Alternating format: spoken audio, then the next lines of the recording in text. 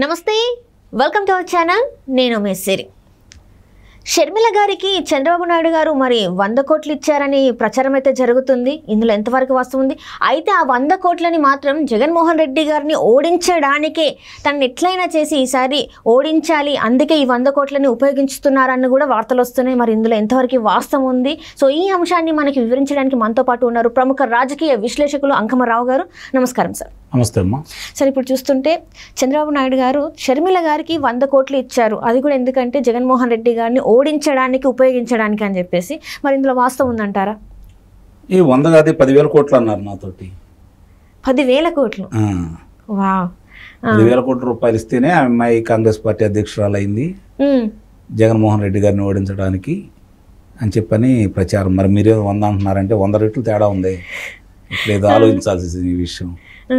అంటే ఇవన్నీ 100 కోట్లు 10,000 కోట్లు అనేది అంటే ఏమంటే ఇవన్నీ ఊహలే అంటారా? నిజంగా ఇందులో వాస్తవం లేదంటారా? ఇప్పుడు అక్కడ ఇద్దరికి ఉమ్మడి శత్రువు జగన్మోహన్ రెడ్డి, అందుట్లో ఎలాంటి సందేహం కూడా ఏం లేదు. మనస్ఫూర్తిగా చేస్తుందా, లేకపోతే అన్యాయం జరిగే చేస్తుందా, లేకపోతే అన్నను ఓడించడానికి చేస్తుందా అని తీసి పక్కన పడేస్తే ప్రస్తుతానికి ఉమ్మడి శత్రువు జగన్మోహన్ రెడ్డి ఇద్దరికి. ఇప్పుడు రాజకీయాలు ఎలా ఉంటాయంటే శత్రువు మిత్రుడు, ఇందులో దాచుకోవాల్సిన అవసరం ఏమీ లేదు. కాకపోతే ఇక్కడున్న పరిస్థితులు ఏంటంటే ఇప్పుడు ఉండ వాతావరణం కనుక చూసుకుంటా ఉంటే జగన్మోహన్ రెడ్డికి ప్రధాన శత్రువు తెలుగుదేశం పార్టీ. మరి భారతీయ జనతా పార్టీ ప్రధాన శత్రువు కాంగ్రెస్ పార్టీ. భారతీయ జనతా పార్టీతో కలిసి ప్రయాణం చేస్తుంది చంద్రబాబు నాయుడు గారు. కాబట్టి షర్మిల గారు కాంగ్రెస్ పార్టీ రాష్ట్ర అధ్యక్షురాలుగా ఉన్నారు కాబట్టి మైత్రి బంధం కొనసాగదు. ఇది ఒకటి గుర్తుపెట్టుకోవాలి ప్రతి వాళ్ళు కూడా. పొరపాటున జగన్మోహన్ రెడ్డి గారి కోసమైనా సరే షర్మిల గారితోటి కలిసిపోయారనే పేరు గనక తెలుగుదేశం పార్టీ చంద్రబాబు నాయుడు గారికి వస్తే దాని ప్రభావం తీవ్రంగా ఉంటుంది. అలాంటి పిచ్చి పని చేస్తారని అయితే నేను అనుకోను. మొట్టమొదటి అంశం. ఇక రెండోది, ఆ 100 కోట్లు షర్మిల గారికి ఇస్తే తెలుగుదేశం పార్టీకి ఉపయోగం ఏంటి? అదే 100 కోట్ల రూపాయలు నియోజకవర్గం మీద పెట్టుకుంటే ఉపయోగం ఉంటుంది, కానీ ఓడించడానికి అది సరిపోయింది కదా. నిజంగా డబ్బు ప్రభావమే కనుక ఉంటే, నిజంగా డబ్బుతోటే కనుక ప్రజాప్రతినిధులు గెలుస్తున్నారు అనుకుంటే అంబానీ గారు ప్రధానమంత్రి అయ్యేవాడు, ముడపూడి హరిచంద్ర ప్రసాద్ గారు ఎప్పుడో ఆంధ్ర రాష్ట్ర ముఖ్యమంత్రి అయిపోయేవాడు.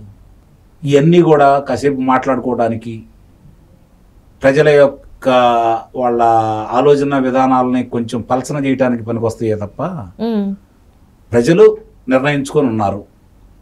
ప్రజలు ఒక అభిప్రాయానికి వచ్చి ఉన్నారు. ధన ప్రభావం అనేది 1-2% పనిచేస్తుందేమో, అది నువ్వు నేను అన్న నియోజకవర్గాల్లో ధన ప్రభావం పనిచేస్తుందేమో. కానీ ఒక గాలి తుఫాన్ లాగా ఒక గాలి సోకేటప్పుడు ఇవన్నీ కొట్టుకుపోతాయి.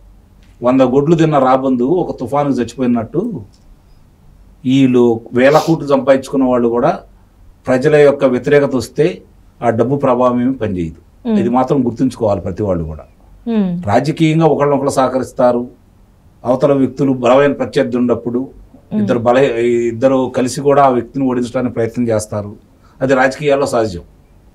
దానికోసం ఏదన్నా సహాయ సహకారాలు ఒకళ్ళొకళ్ళు తీసుకుంటున్నారంటే మనం కాదనలేమో. కానీ ఇవాళ ఉన్న పరిస్థితుల్లో షర్మిల గారు తెలుగుదేశం పార్టీ కలిసి ప్రయాణం చేస్తుందనేది మాత్రం కావాలని ఈ అమ్మాయి తెలుగుదేశం మనిషి, చంద్రబాబు మనిషి అని ప్రచారం చేయటం కోసం జరుగుతున్నటువంటి ప్రచారమే తప్ప అందులో వాస్తవం లేదు. అంటే జగన్మోహన్ రెడ్డి గారు చెప్తున్నారు కదా, ఇదంతా చంద్రబాబు నాయుడు గారే చేస్తున్నారు, షర్మిల వెనుక చంద్రబాబు నాయుడు గారు ఉండే ఇదంతా కథ నడిపిస్తున్నారు, స్క్రిప్ట్ అంతా చంద్రబాబు నాయుడు మంచి అంశం ఎత్తారు. మరి నిన్న కూడా మరి వాళ్ళ పత్రికలో రాశారు కదా, నారాసుర రక్త చరిత్రే గులకరాయి విషయంలో.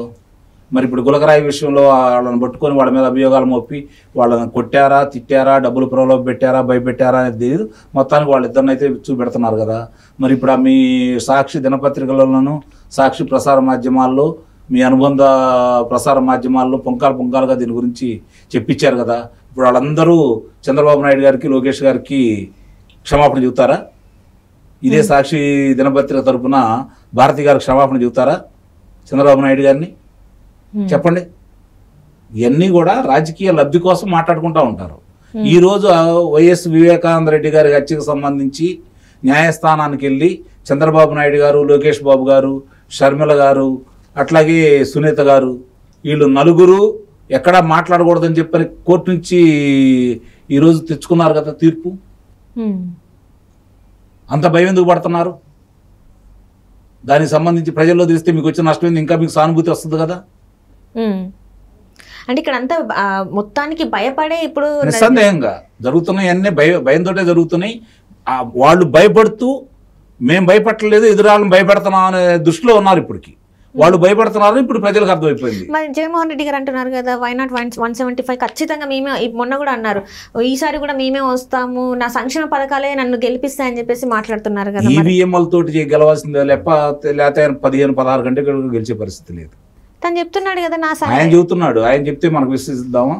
చెప్పాడు కదా ఆయన 2019కి ముందు, నేను వస్తే పోలవరం పూర్తి చేస్తాను, నేను వస్తే అమరావతి పూర్తి చేస్తాను, నేను వస్తే వీళ్ళకి ఉద్యోగస్తులకి అందరికీ మేలు చేస్తాను, నేను వస్తే రైతులకి అది చేస్తాను ఇది చేస్తాను, మహిళలకు అది చేస్తాను ఇది చేస్తాను, మద్యపాన నిషేధం చేస్తాను అని చెప్పాడు కదా. సిపిఎస్ రద్దు చేస్తానని చెప్పాడు కదా. కేంద్రం మెడలో ఉంచి ప్రత్యేక హోదా తెస్తానన్నాడు కదా. తెచ్చాడా? మాటలకే పరిమితం అవుతాయి ఇవన్నీ. అంటే ఇక్కడ చూస్తుంటే మొన్న ఒక సభలో చూస్తే విశాఖపట్నంలో జరిగినప్పుడు కూడా ఈసారి నన్ను గెలిపిస్తే ఈ విశాఖపట్నమే రాజధానిగా చేస్తానని చెప్పేసి కూడా తను మాట్లాడడం జరిగింది. అంటే 3 రాజధానులు చేస్తున్నాను, పరిపాలనా రాజధాని అని చెప్పి విశాఖపట్నం అని చెప్పిన వ్యక్తి పార్టీ కార్యాలయాన్ని తరలించలేకపోయాడు. ఇంకా రాజధాని గురించి ఏం మాట్లాడతాడు చెప్పండి? ఆయన పార్టీ కార్యాలయమే పరిపాలనా రాజధానిలో పెట్టుకోవాలా, ఇంకా అమరావతిలోనే ఉంది. అది చాలు కదా ఆయన అసమర్థతకు నిదర్శనం. అంటే ఆయన చెప్పినట్టు 3 రాజధానులు రావంటారా? 30 రాజధానులు కాదు కదా, ఏమీ చేయలేడు ఆయన. ఎట్లాగవుతాయి? ఆయన ఇష్టమే ఏంటి ఇది? ఏమి చేయలేడు కాబట్టి, ఈ అంశం గురించే మాట్లాడుకుంటారు కాబట్టి. బటన్ నొక్కుడు ఈ అంశం గురించి మాట్లాడుకుంటే సరిపోయింది కదా, వేరే అంశం గురించి మాట్లాడుకోకుండా. రాష్ట్ర అభివృద్ధి కానీ ప్రజలకి ఎవరికి కావాలి రాష్ట్ర అభివృద్ధి? ప్రజలకు కావాలా? ప్రజలకు కావాల్సి ఉంటే ఇలాంటి గెలిపించుకుంటాడా? యువతకి ఉద్యోగ అవకాశాలు అవసరం లేదంటారా? అవసరం లేదు. వాళ్ళ గంజాయి చీపులెక్కల వస్తుంది కదా, ఇంకేం కావాలా? ఇప్పుడు మళ్ళీ ఈ విశాఖ డ్రగ్స్ కేసు గురించి ఏమంటారు మరి? అదేగా చెప్పేది, అన్ని వాళ్ళ కోసమే కదా వస్తుంది, యువత కోసమే కదా చెప్పేస్తుంది. అది అంటే ఈ మత్తులో ఉండిపోతే సరిపోతుంది. మత్తులో ఉంటే ఇంకేం పని చేసే పని లేదు కదా. తిండి అక్కర్లేదు, పని అక్కర్లేదు, ప్రపంచం అక్కర్లేదు. ఇంకేం కావాలి వాళ్ళకి చెప్పండి? అంతకంటే మంచి ఊరు చేస్తారు.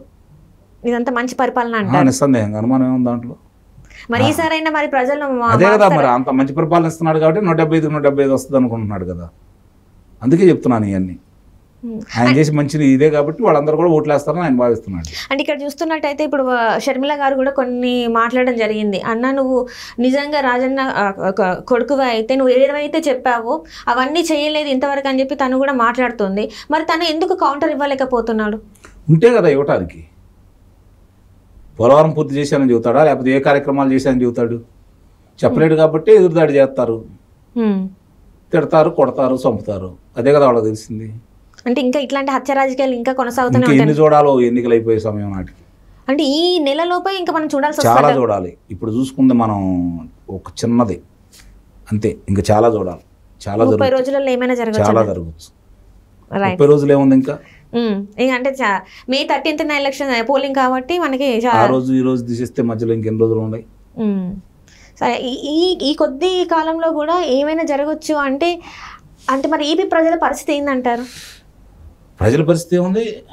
ఏం చేయము. ఇప్పుడు మనం చేసే పని మంచి మనకు కలిసి వచ్చింది, మనం పక్కన చెడు చేసామనుకోండి అదే మనకు ఎదురు తగిలిద్ది. ప్రజలు మంచి వ్యక్తులను ఎన్నుకుంటే వాళ్ళు మంచి చేస్తారు, దుర్మార్గులను ఎన్నుకుంటే ఇలానే ఉంటుంది. ఏముంది దాంట్లో? ప్రజల గురించి మనం ఎందుకు ఆలోచించాలి? వాళ్ళు దేశం గురించి రాష్ట్రం గురించి ఆలోచించినప్పుడు వాళ్ళ గురించి మనం ఎందుకు ఆలోచించాలి? Right sir, right. Thank you so much. Thank you.